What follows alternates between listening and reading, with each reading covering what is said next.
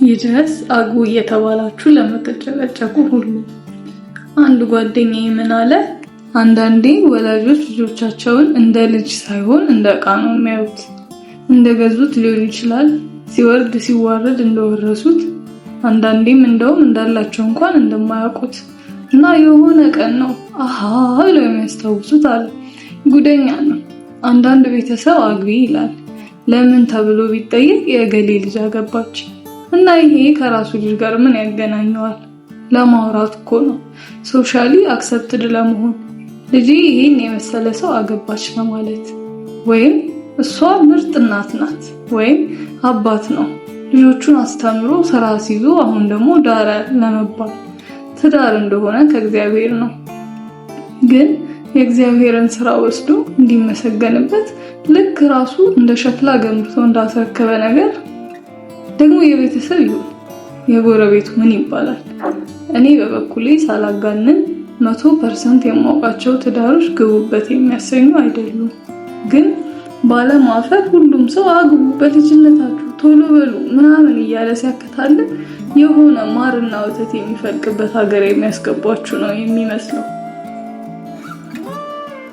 ማስተዋል ሳንጀምር ክፉና ደጉን ሳንለይ ሊዶሉ ስንት ሰው ነው ምን እንደሆነ እንኳን ሳያውቅ ለአቅመ ማሰብና ማገናዘብ ሳይደርስ አግብቶ አሁን መውጫ ቀዳዳ የጠፋው። እዚህ ላይ ግን እንድታቆልኝ የምፈልገው ነገር እኔ ጥሩ ትዳር አላየሁም ማለት ጥሩ ትዳር የለም ማለት አይደለም።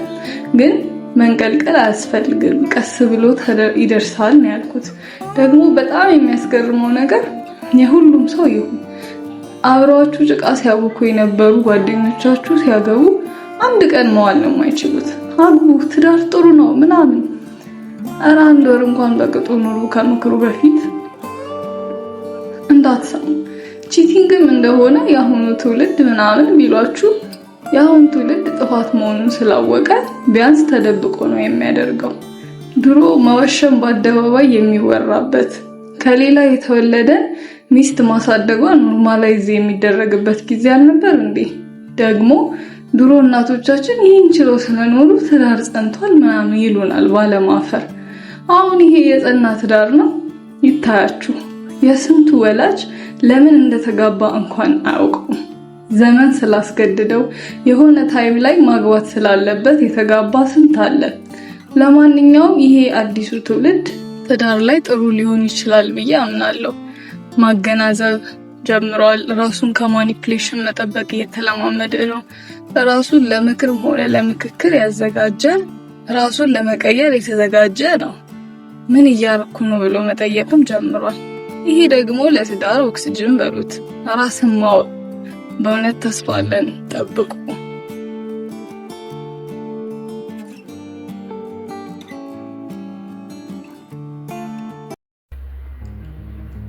ኦሬዲ ለገባበት ሰው ግን አስቦም ሆነ ሳያስብ ላገባ ሰው አሌክስ አብርሃም በዚህ ሳምንት ቴሌግራም ላይ ለጠፋት አንድ ጽሑፍ ልጋብዛችሁ። ለትዳሬ ለቤተሰቤ ብዬ ወጥቼ ወርጄ ደክሜ የሚሉ ወንዶችም ሆኑ ሴቶች ይገርሙኛል። የፈለግከውን ስራ ስራ፣ ለማንም ውለታ እየሰራህ አይደለም። ለሚስትህና ለልጆችህ የምታደርገው ማንኛውም ነገር ውለታ ወይም ስጦታ አይደለም።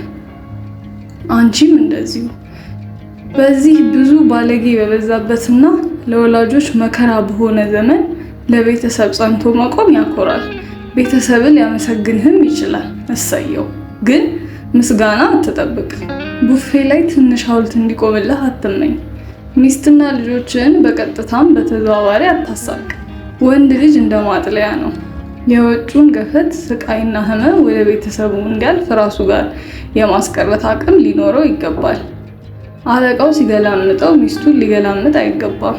ሁሉም ጥረትና ድካም ያገባህ ቀንና የወለድክ ጊዜ ወደህ ፈቅደህ ዘራፍ ብለህ የተቀበልከው፣ አንቺም እንቅሽቅሽ ብለሽና ተስለምልመሽ የተቀበልሽው ኃላፊነት ነው።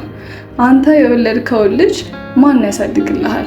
ወይስ ሚስትህን ሌላ ሰው እንዲንከባከባት ፍላጎትህ ነበር? ለቤተሰቤ ብዬ የሚባል ነገር የለም። ኑሮን ለማሸነፍ ስትታገል ብትሞት እንኳን ነፍስህን ይማረው። ግን እሱ ውለታ አይደለም። የተፈጥሮ ህግ ነው። ጅብም፣ አንበሳም፣ አሳማም፣ ዶሮም ግልገሎቻቸውን ከጠላት ለመከላከል እስከ ሞት ይደርሳሉ፣ ይመግባሉ። ብዙ ነገር ትተህ በግል የነበረ ህልም ሁሉ ከሽፎ ይሆናል።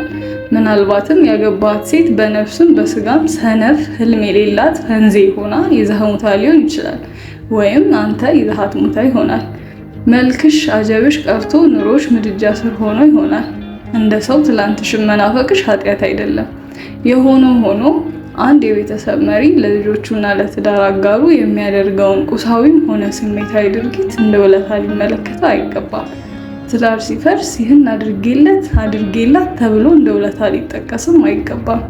በሌላ በኩል ደግሞ ይህንና ያንን ስላደረግኩ የመበደል፣ የመንጠባረር፣ የመዝለፍ መብት አለኝ ወይም ልዩ ጥቅምና ክብር ይገባኛል የሚል ጅል ሀሳብ ደግ አይደለም። ኃላፊነትን መቀበል እንለማመድ። አስቢ፣ ተጋቡ። ከዛ በኋላ ያለው ማንኛውም ጉዳይ ሁለት ለአቅመ ምንትስ የደረሱ ሰዎች ጣጣ ነው፣ ማንም አይመለከተውም ብሎናል።